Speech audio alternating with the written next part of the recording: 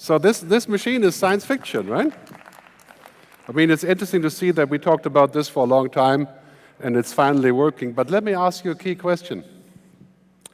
My translator in the back, Hector, do you think he will be unemployed because of this? Well, the answer is, right now, not really, right? Because this machine does a very simple translation. But it is, in fact, what we call artificially intelligent. Right? And this machine learns every time I speak something, it learns more about me. And it gets better. And in 10 years, this machine can translate what I say now, when I speak slowly. But United Nations conversation, a political speech, maybe not ever. It's a very good lesson for us for the future. What we do changes, but humans are going to stay in work in different ways, which I'll explain shortly. This is why transformation is so important. This is why we have to talk about what transformation actually is. And the most important thing from today really is that transformation is not about technology. Technology is everywhere now. It's like breathing. So we use technology everywhere. Transformation is about culture. How do we change how we look at the world? What do we understand about the future? The successful companies today that have transformed, including German companies like Mercedes-Benz and many others, how have they changed? They changed because they changed their culture. They changed the way that they look at things. So it's very important that we look at this in a different way. Also, I think many of you may have noticed the last couple of years, there's a lot of people who are shocked by the future. In fact, I would go as far as saying that people are sometimes afraid of the future. They have what Alvin Toffler called the future shock. And I get to hear this a lot when I speak to people that are saying, the future is not going to be good because we have climate change, and then we have these strange political things that happened, which I will not comment on in more detail. And then, of course, we have machines who will take our job. The robots will take our job, and then afterwards they will kill us. That's what you hear from science fiction. Right? So I'm here to tell you, yes, the robots will take our job if our job is like a robot. If your job is being a robot, then a robot will take your job. That's very obvious, and I will talk more about what that means. But the opportunity really is, I think the future is better than we think. I think we have to think positively about the future. We can always focus on the problems, but we've solved so many things in the past. We're going to solve in the next 20 years energy. We're going to solve the water problem. We're going to solve diseases. What we can't solve with technology is how we live, social and political things. That will take a little bit more effort than a new app. So if you want to be successful in the future, technology is a tool, and it's a powerful tool. But transformation is really how we look at the world and how we need to pay more attention. So let me start with this. We're going to be navigating what I call the game changers. There's 9 of them. In my book, which we'll have later on for a book signing, the book is called Technology versus Humanity. I explain that in details, but basically what's happening here is that we have cloud computing, we have the blockchain, we have all the things that you read about every single day, and they're basically going to be changing our world up and down in the next couple of decades. And so the question is, how do you navigate these game changes? And not just you, but also, of course, our government. Global government, local government, international government, national government, because there's going to be a lot of challenges. But the opportunities, McKinsey says roughly the digital transformation is roughly a $100 trillion opportunity, if you get it right. So it's going to take a little bit of wisdom. And so what I would recommend for you is those 4 steps that I use to understand this. First, to observe, to pay attention. If I ask you today, can you tell me what your company is going to be doing in 5 years? What exactly? How are you going to make money? Do you have an answer? Or is it just the same, just better? Well, the fact is, I used to be in the music business. A long time ago, I was a musician and producer. And then I did some musical digital startups. And in those days, we sold music, those round plastic discs called CDs. Remember those? Yeah?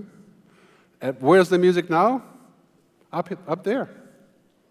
Music is in the cloud. And you guys have Spotify right here. I think it's about 200 pesos a month or so for Spotify, right? For 200 pesos, you get 21 million songs. What is the unit price? 0. Right? I mean, our world has changed. We have to observe, we have to understand. Now, understanding does not mean reading smart reports or listening to futurist speakers. Right? Understanding means to go inside. I mean, you can listen to your kids and see what information they give you, but to understand your kids, if you have kids, that's a whole different thing. Right? You have to actually go inside. Then you have to imagine things, and then you transform. This is very important, I think, for our future, the skills that we need. We start with this important slide that I use a lot, the nature of exponentiality. And you know Moore's law and Metcalfe's law, technology doubles in power every 12, 16, 24 months, depending on which way you're looking. So we have this curve. This is very hard for us to understand. You know how humans think? 1, 2, 3, 4, 5, 6, 7, linear, because we're organic. Technology takes leaps. So the mobile phone that I use now, it has the same computing power than the machine that brought the Americans to the moon. And the mobile phone I use in 10 years will have 1,000,000 times the capacity of the one I have now. So we're going to live in a world that's dramatically different. So the key thing that's happening is exponential and convergent, right? Industries are converging. If you're in healthcare and medical, your industry is converging with technology. Genetic engineering, CRISPR, that's technology. If you're in the car industry, your industry is converging with technology.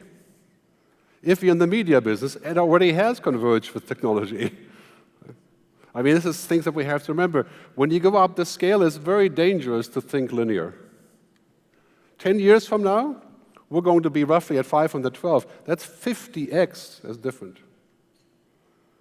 So your children will live in a world where they don't know how to drive a car because the car drives itself. You speak to it. They will not know what a book looks like. That's very sad, but maybe there'll be some books around in different ways. They will definitely not know what a CD or a DVD looks like. I mean, we're going to have mind-boggling changes, most of them very positive, but also quite demanding, which is why I say business as usual is dead or dying. If your business is still functioning like it did 10 years ago, you're just extremely lucky. And it will sooner or later happen to you. I mean, look at the media business, the music business, the film business, the book business, the publishing business, the tourism business, Airbnb. I mean, all these things are happening completely different than just 10 years ago. So if you're in banking or insurance or government or mining or gas and oil, give it 10 years, you get to the same place. And that's a gigantic opportunity. We have to understand how we get there. Give you some examples here from the car industry. Okay, what's happening in the car industry? We're going to have the possibility of having pretty much unlimited battery power. I mean, any of you in this room have an electric car? Yeah, anybody? Okay, not very many. We have some in Switzerland, but yeah, if their car only goes 300 kilometers, it's kind of a pain, But those cars, in the very near future, they're going to reach 1,000 kilometers, 2,000 kilometers in 3 years, and then 5,000 kilometers in 5 years, and in 10 years, you fill it up once. Okay? And the price will be 1/10 of what it is today. So this is basically what's happening in the car industry. We have to get ready for this, because if you make engine parts for a regular car, transmission, gas engine parts, you have a window of 5 to 10 years until that's no longer needed.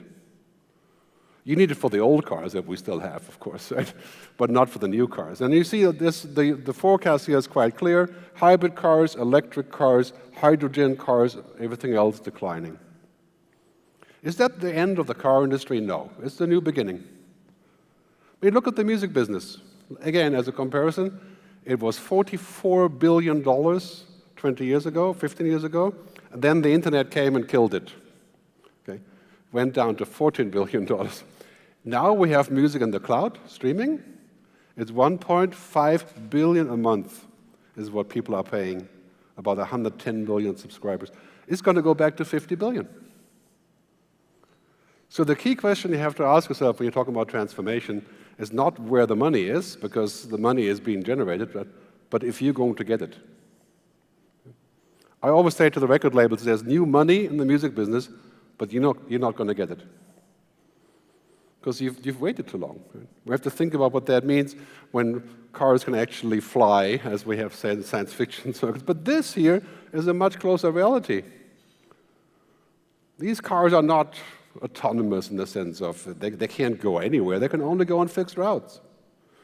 I guarantee you we're going to have lots and lots of cities in the world where we're going to take electric cars that drive like a robot on fixed roads from the hotel to the airport, but you cannot take them up to the mountains for a nice weekend or so. Right?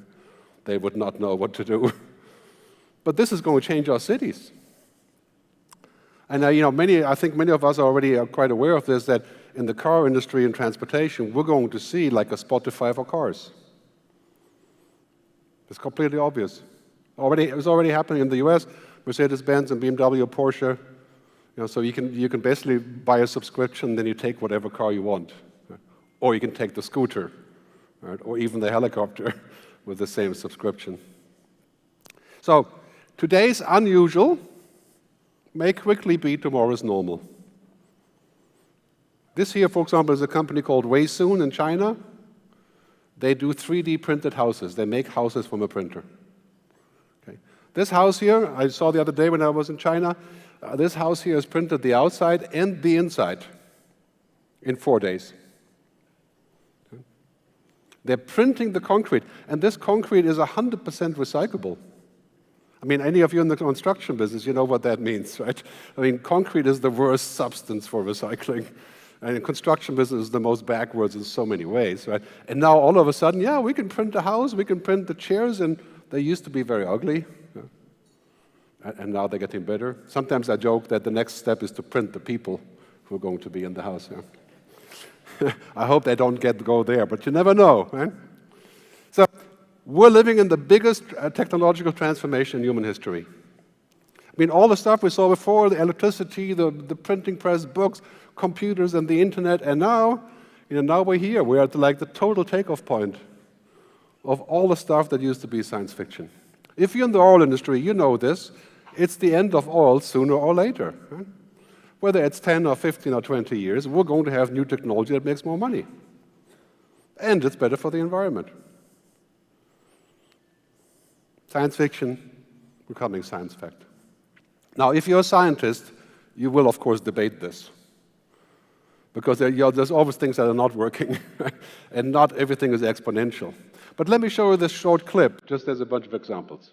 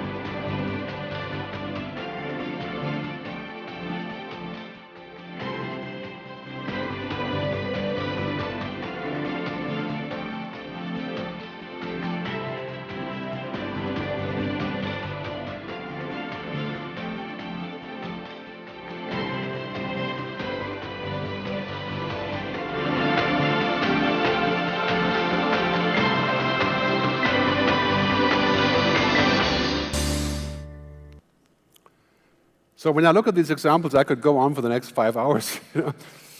I always say, the biggest challenge that we're facing is not globalization.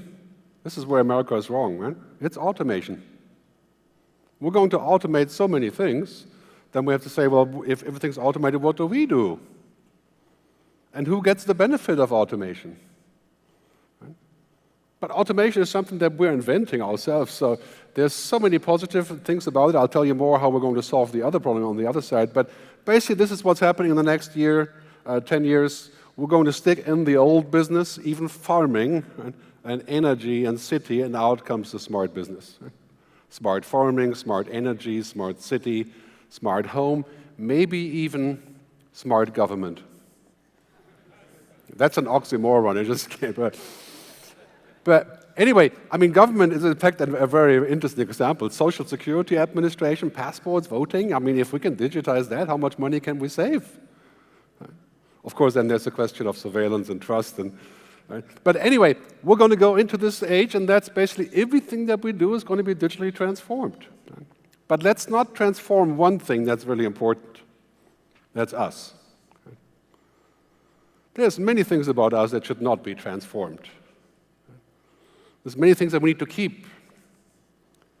I mean, social media is the best example. Right? The blessings of social media is everybody can be a broadcaster, everybody can, have fans. But the negative effect is most of the news we have on social media is in some way or the other an algorithm. Right? It's very easy to manipulate. That's not so good. So we have to think about this. This is a huge temptation. Again, roughly a $100 trillion transformation.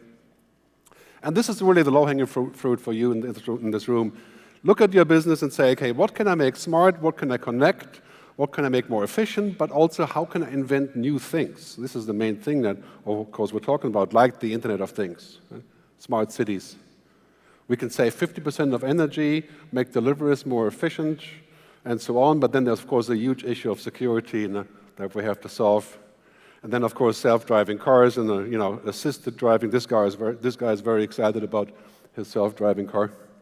But that's going to be assistance basically everywhere, right? So he's really enjoying himself. And then we have assisted machines like Cortana, Siri, Amazon, Echo, Alexa, Google Home that we can speak to. I'll show you an example there shortly. And augmented reality allows us to do things like Tom Cruise in Minority Report. I mean, this thing costs about 5,000 euros right now. What is that? How many pesos? That's a lot of pesos. But it's a Microsoft HoloLens. It's amazing. Imagine what you can do with that as an architect, as a doctor, as a policeman. For social terms, I think this will not be so acceptable in a social environment, but it's a great professional tool. So, in my book, I talk about what I call the mega shifts. Okay, the mega shifts are a keystone of digital transformation. When people ask me about transformation, they usually mean digitization. But it's a lot more than that. So to go more into depth, we won't have the time here, but I did publish in my book chapter 3 on this, but you can download the whole thing at megashifts.digital, and it's also in Spanish, the entire chapter, megashifts.digital.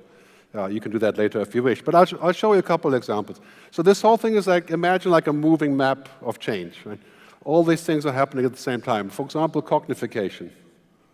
That means machines are getting smart. Machines can look at patterns, they can learn, what's called deep learning. They can understand the world, not like we do, but they're no longer dumb. Right? And this is basically, everywhere you look, people are talking about intelligent systems and cognified possibilities and so on, and that leads to virtualization. Like now you can have a virtual copy of your machine that's in the shop, you have your machine here, and then you have a digital twin here that allows you to maintain it and to predict maintenance and, and basically make it more efficient, more transparent. You have robots everywhere.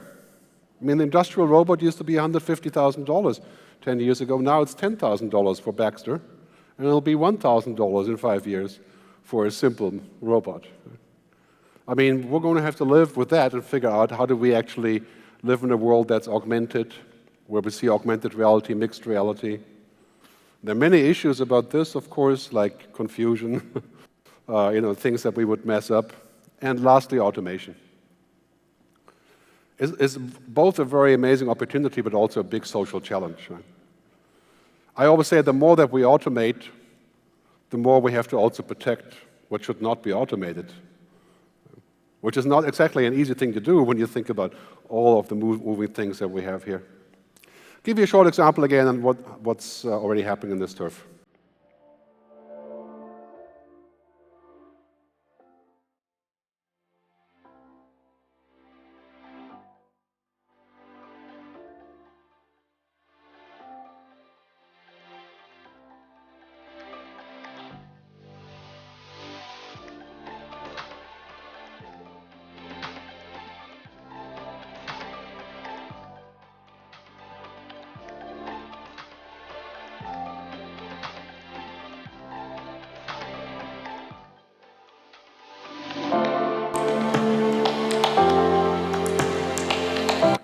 I mean, believe it or not, people are now actually buying elevators that are connected, elevators that can talk, because they want to use the data. Well, 5 years ago, it didn't matter.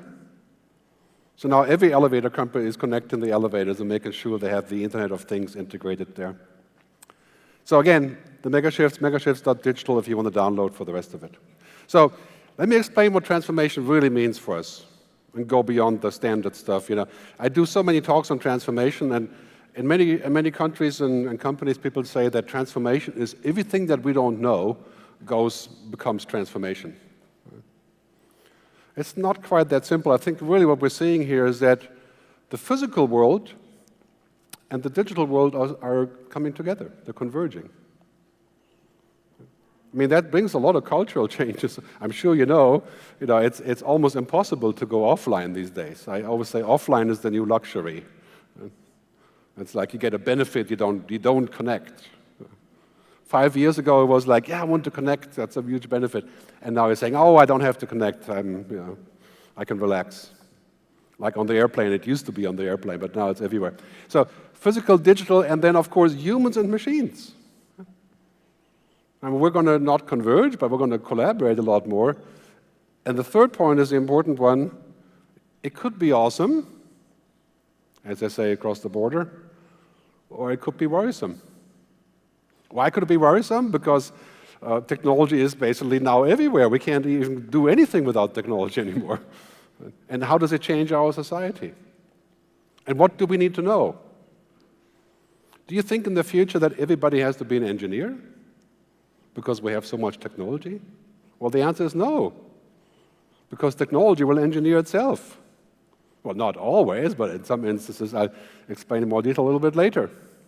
But here's the problem with the worrisome, right? You know what the business model, what the companies are that are running this kind of business model? Right? Data mining. The top 20 companies of the world are using this model. Google, Facebook, Alibaba, Amazon, Baidu, and so on and so on. The top 20 companies in the world are data mining our information. To which I would say, too much of a good thing can be a very bad thing. I think you know this from beer and alcohol and yes, we don't make it illegal, but too much of it is probably also. So we're not going to make Facebook illegal, but too much of Facebook is a bad thing. So how are we going to find the compromise? Well, here's the story, right? Governments have to monitor, supervise, and regulate. There's no way around it, because just in the case of Facebook, we're talking about 2.6 billion people, with one guy named Mark Zuckerberg holding 63% of preferred stock, who can decide whatever happens. He's the most powerful man in the world. He is the true president. So I think regulation is an interesting topic here. Users must make choices, and industry leaders must be accountable. You are accountable for what you invent. That's basically what it is. So I think that's something we need to think about and discuss. I'll talk later about what I call digital ethics. Same example. Take this example here. If you're in the healthcare business, scanning my DNA, my biomes, my phenotype, all the information in my body currently costs around $11,000. If I have this information, I can predict diseases. I can connect with other information, and I can prevent diseases. I can go from sick care to health care. I mean, think of this opportunity. So I would say a clear yes to that, but also a clear no to the other. Right? I don't think it's a good idea if we then think that the human is a machine, because we've scanned the body. I don't know about you, but I don't believe that humans are machines. An argument can be made, has been made, and I'll cover it later, but this is, of course, a huge challenge in our thinking. So let me talk about humans and machines, transformation of work, because that goes with the transformation of our general landscape around us. This is our future. We're going to work a lot more with technology. Whether it is an actual robot or a virtual robot or a software or an intelligent machine or an app or voice-controlled or a helmet or whatever you want to call it, right? Because these are extremely powerful tools. I mean, imagine you're wearing a helmet, you can go inside the data, you can figure out what goes where in 100 times as fast. That's kind of like being superhuman. if you want. Stats are really quite simple. Machines will increasingly do the routine work. This stat from the World Economic Forum is actually an understatement. It says 2025, 48% of work will be done by humans and the rest by machines. I think it's a lot higher than that. But don't fear. This is actually a good thing. I explain why. It's a hard thing because it's an inevitable change, but it's also a good thing because basically anything that can be digitized or automated will be. Music is digitized, books are digitized, films are digitized, the bank is digitized, insurance is becoming digitized, government is going digital, manufacturing, production. That's called the end of routine. So look at your own job and say, which part of my job is routine? And then you can sort of see how automation will come in and do part of that job, like using software like Slack or other things that can automate things. So here's an estimate of what will happen here. This is the percentage of the work that can be automated. So if you're a travel agent, 56% can be automated, a text preparer, 54%. These are global numbers. Does that mean we'll be out of work? It means that some of our tasks will be automatable. So with the free time that we have, we can do other things, or we can just say, well, we work less. It's also an option. Right? So that's not altogether a bad thing. But if your job is 100% routine, like checking out at the supermarket, that's just 100% routine, and that means the end of the entire job. Right? But here it just means the end of a task. So I looked at my own job, just for fun. There's a website where you can check this. Right? It says there's 51% likelihood I can be automated. I would say that's pretty high. Huh? That's not all I do, a public speaker, but this will be the Gerd bot then. So you can ask the Gerd bot about the future. But I'm not worried because I think, okay, if I can automate, for example, intelligence report or fact-finding, then I can do other things. And I have already adjusted. In my business 10 years ago, we sold reports on the future of Switzerland, the future of whatever, right? And we made lots of money, but now you go to Google Trends and you ask them about Switzerland. Just in 2 years, you'll be speaking to IBM Watson about the future of Mexico, or we'll give you an answer. Maybe you can have IBM Watson run the country then, as a cheap solution. But here's the flip side. Anything that cannot be digitized, and there's a lot, right, becomes extremely valuable. And what is that? I mean, it's obviously clear. Think about what we actually do. We build relationships with the clients. We build trust. We negotiate.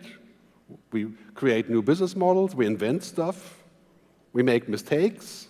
We discover things. Can a machine do any of those things? You could argue, yes, eventually it will learn how to have imagination. But it is still a machine. You know what makes a machine, what makes a human? We actually exist. Machines don't exist. And they shouldn't. Will you call that existence when they're really clever? Maybe. That's a discussion, right? But clearly we're going to go in the future that we'll see this. Non-routine work is the future. You can already see this chart from The Economist. Anything that's non-routine, if you have kids, this is what they have to learn. Don't let them learn any routine. That includes about 80% of an MBA. So learn stuff that's not routine, whether it's manual, craftsmanship, artists, plumbers, electricians, manual, non-routine, or cognitive non-routine. These things will be at least 50 years before a computer understands what purpose is. Or passion. I mean, all of you have passion for your work, that's why we're here. Can a computer have passion? I think it can understand when we have passion, right? But, to have, as they say in Buddhist literature, they say, a human is distinguished by the capability to suffer. That's what makes us human. Machines don't suffer, so new skills. Think about education, think about your kids. This is what they needed a little while ago, and the World Economic Forum says, okay, in the future, critical thinking, creativity, emotional intelligence, cognitive flexibility. Do you know what those people were called 10 years ago that had all the skills? They're called troublemakers. If you talk to an HR department, they would say, no, we don't want an emotional person that asks critical questions. We want somebody to execute. And now you want somebody that can execute, because you have to execute, and that has emotional intelligence. And there's lots of literature showing that, research showing that basically women have a lot more emotional intelligence than men. So we have some catching up to do. That's understanding stuff, right? That's where the future is going. And though our schools are going to change, we're going to go away from this traditional approach of STEM, science, technology, engineering, math, because we think if you have a STEM job, you can save the day. Today you can. In 10 years, it's about what I call HECI: humanity, ethics, creativity, imagination. So if you have kids who are going to school, they should learn that, because a computer will never have that. Of course, if you can have both, great. You can be a scientist and a humanist, even better. Bottom line is this, when we talk about transformation: machines don't do, don't understand, don't want, don't care about relationships. And what does the human brain care most about? I mean, you may be another case when you think about technology in the wider sense, that we don't really care much about data. We use data because, it's interesting. What we care about is relationships, engagement, experience, and trust. This is why you can be successful with a client that you can trust, and the other way around, provided that you have the right product. Machines don't do that. They don't understand how that works. And trust, I'm afraid to say, is not digital. There's no app for happiness. You can't download an app, say, push the happy button to 10, I'll be a happy man today. Right? That's not how it works. So when you're transforming, make sure you don't forget this, right? That it's a relationship between you and the customer. If you have bad technology, you're not serving the customer right, you're being inefficient, that will not work, right? But the other way around, you can have great technology and no trust, you're still dead. So it goes hand in hand with what we want to do in the future. Let's talk about artificial intelligence for a second. I get this question all the time. Here's a very simple formulation. We're going from computing in terms of being programmed to computers that are cognitive, that are thinking. Okay. Now, when you think about thinking computers, it's actually a very bad word, because these computers aren't intelligent and they're not thinking. Not like us. They're thinking in the sense of zeros and ones. But they can think about 100 trillion zeros and ones. Do you know how much we can think about? 230 trillion calculations per second. That's what our brain can do. But in an entirely different way than a computer. And Demis Hassabis, who runs DeepMind in London, a famous AI company because of the game that they cracked, the Go game, computer systems that turn information and data into knowledge. That's AI. Now, if I would see this, I would say, wait a minute, this is what I do. I have knowledge. Can the machine have knowledge? Well, the answer is, it can have a certain kind of knowledge. Like all of you know TripAdvisor, use TripAdvisor, yeah, TripAdvisor. When you use TripAdvisor, does TripAdvisor have knowledge? You say, well, yeah, sometimes it's interesting, it tells me what to do. But, I have better knowledge because I'm right in front of the restaurant, and I know it's bad, no matter what TripAdvisor tells us. When you use Google Maps, all of us, without exception, question Google Maps, right? And why is that? That is because it has great knowledge, but there's a few things it doesn't quite know yet because they're not data. Right? There's going to be a demonstration or some incident or so because from what you read that you don't go there now. Right? And how would a machine know that? So this is very important that we distinguish in this way. I'll play you a short video about the most important application of AI today, and that is voice translation, voice recognition, and voice control. Mira, mi amor, la vaca. ¿Cómo le hace la vaca? Hey, Google, what sound does a cow make? This is a cow. Hey, Google, toca el sonido de un caballo. Esto es un caballo.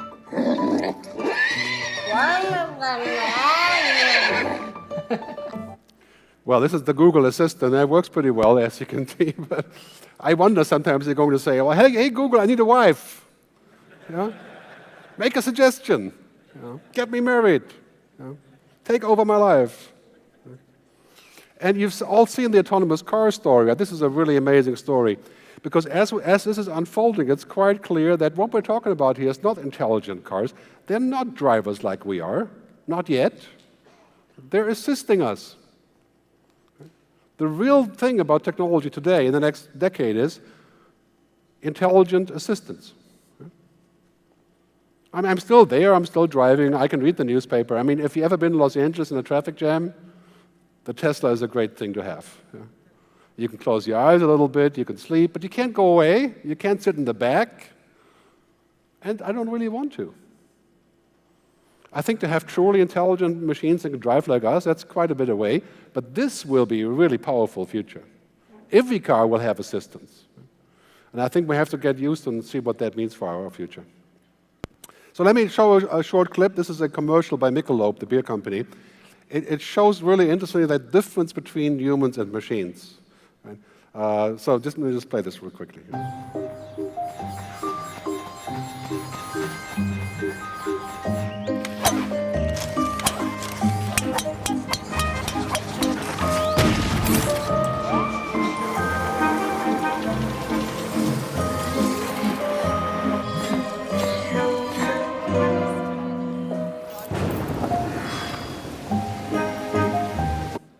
It's only worth it if you can enjoy it. Never mind the beer now. I not mean to promote the beer, but it's an important message. Right?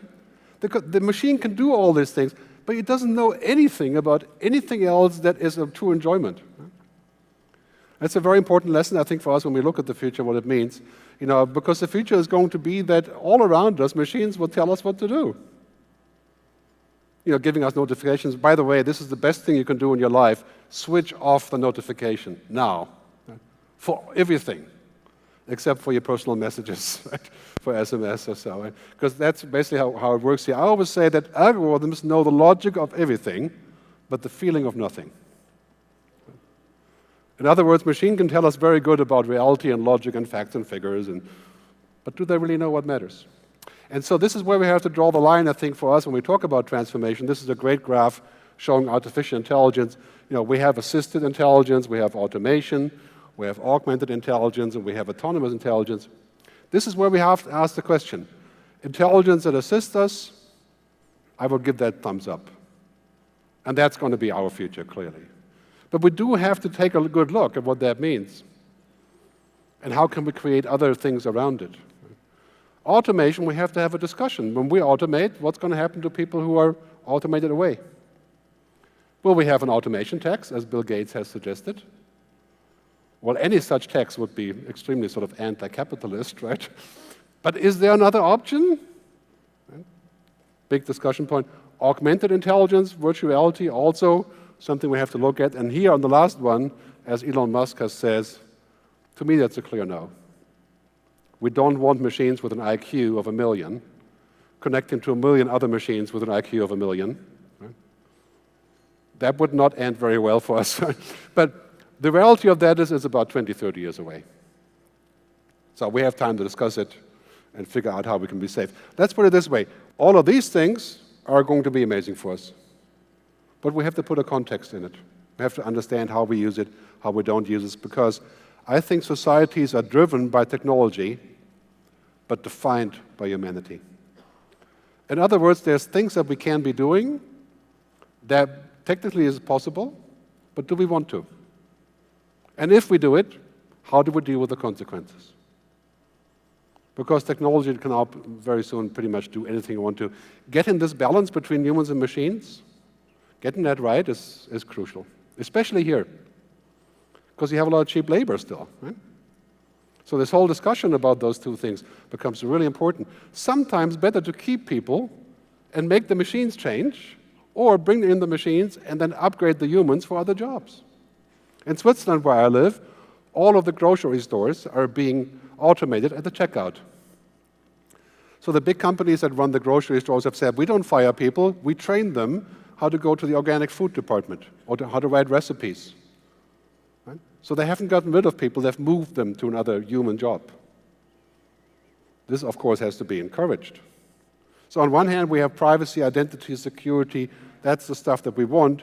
And on the other hand, we have the benefits, right? Liquidity, flow, efficiency. There has to be a balance. If there's no balance between the power of technology and what humans want, we are in deep trouble. Right? So when we're transforming, we have to think about that too. It's a revenue model, and there's, of course, other models that also matter. That brings me to the Digital Ethics Council I've proposed in many countries, and some of them actually have them. In my book, I proposed this 3 years ago, that every country, every state, and every large company should have a digital ethics officer, a chief ethics officer, to understand what it does, what we actually do. Does your state have an ethics officer? This is not just about AI, it's about work, it's about all of those things, because ethics is about doing the right thing, which of course is a tough discussion we can have later when we do the questions. But here's the bottom line. In this world, which is coming, the world where machines are everywhere, this is the key question. Right? How do we put the human back inside? Yeah? And make no mistake about this, you can transform as much as you want, but if all you do is technology, you become a commodity. And the last thing you want is to become a commodity, because commodities are cheap.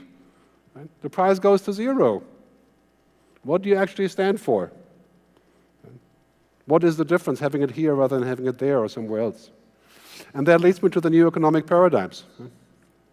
This kind of thinking, exponential growth at all times, growth, jobs, profits, that's not going to work here. Because there's other things, that matter to people. And this is difficult. We don't really have an alternative to capitalism. We've tried a lot of things, right? There's no suitable model where we can say, well, let's do this instead. But, so I've come up with what I call sustainable capitalism. Seems like an oxymoron as well. People, planet, purpose, prosperity. And I can guarantee you in 10 years, people will measure you along those lines. Are you doing the right thing for people, for society, for sustainability, for the environment? Does your company have a purpose? So you have companies like Unilever and Patagonia and many others who are already moving in this direction. And that's going to be a big challenge for us, how to figure out this business model. JFK said, GDP measures everything except that which makes our lives worthwhile. That was 1967. So how do we measure what makes our lives worthwhile? Well, it's those three things. Right? Business models that are good for everyone, the circular economy, sustainable, recyclable, and human benefit.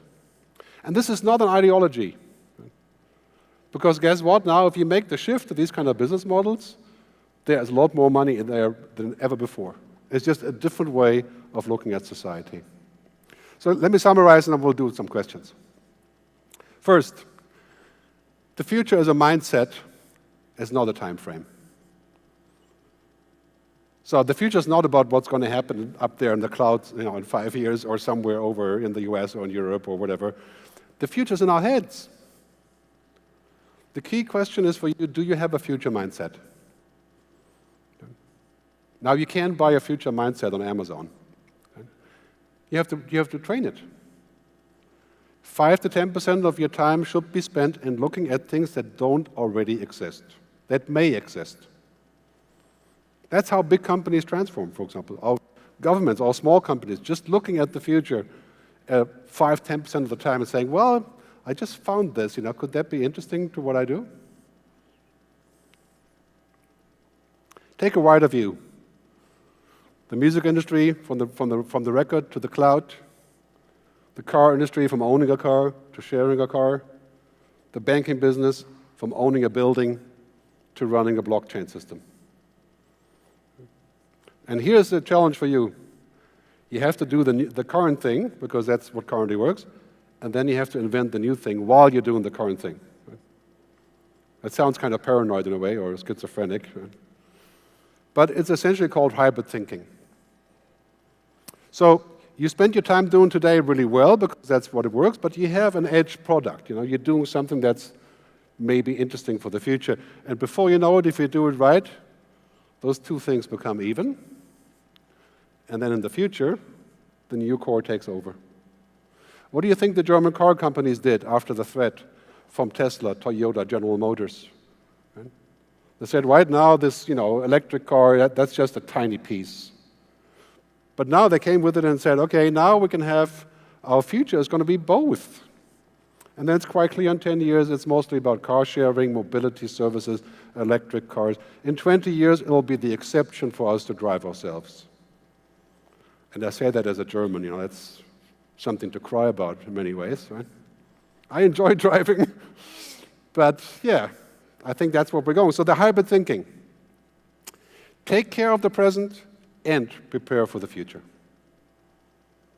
That's really important. Requires a lot of energy, and it should not be on top of everything else. Right? The other thing is we need to hyper-collaborate. All of you in this room, we can't go to the future by ourselves.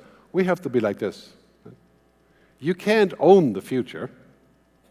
Some companies think they do, but it's very hard to own the entire future. You have to collaborate. I mean, if you're looking at what's happening in terms of transformation, look at the news. We're going from this idea of an ecosystem, Microsoft from the 60s and 70s, and oil companies and banks, basically closed systems, to an ecosystem. Transportation, mobility, smart city, design, data. That's what we're building. And that's the thing that we have to understand. We will not get to the future by ourselves. It'll be too slow. It'll take too much money. It's about collaboration. So I'm going to wrap up saying the game changes I showed you earlier, there they are again. They're happening everywhere, but I really believe that understanding those is going to be very important. On top of all of that stuff, I think we have to remember what we are and what we want. Right? These are the things that make us human. The future is awesome humans on top of amazing technology. How do you get to be an awesome human? Good question if you have kids especially. I can tell you one thing, you can have amazing technology if you don't have a brand or a purpose or humans involved, then it's still useless. On the other hand, you can have great relationships and have a great humanity, but if you have bad technology, you probably lose as well. Right? So that is the key to transformation. Transformation is about culture, and then it's about using technology, and it's about doing new things. I'll leave you with a quote from David Bowie, one of my musical mentors when I was in the music business. He's a very smart guy who said, "The future belongs to those that can hear it coming." And I think this is the number one thing that we have to work on, is to hear it coming, and then we always react. I mean, every country I go to, when people hear the future coming and they develop ideas, they find a response. They find their way into the future. Thanks very much for listening.